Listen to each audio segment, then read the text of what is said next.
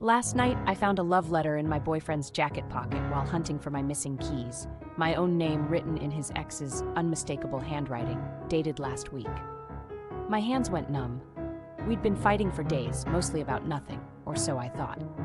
He insisted he was just tired, stressed, needed space, but I could feel something sour in his kisses, something off in the air between us. Reading the letter felt like watching my own relationship shatter in slow motion.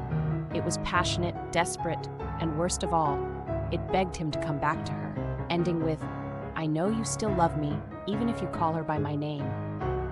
I confronted him the moment he walked through the door. The letter crumpled in my fist. He swore it was old, that she'd sent it weeks ago, and he just forgot to throw it out. But the date was fresh, ink not even smudged.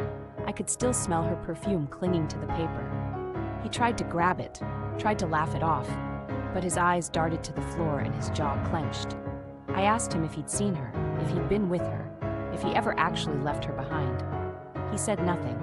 The silence was louder than any confession.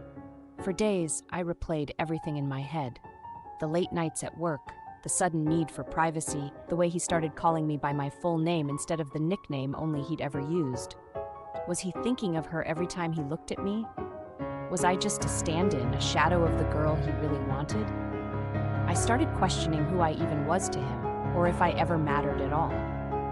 The anger burned hotter than the heartbreak, fueling wild arguments that left us both exhausted and hollow. And then the real twist. I ran into his ex at the grocery store. She looked surprised, almost sad, and blurted out that she'd written the letter because he'd told her he was leaving me.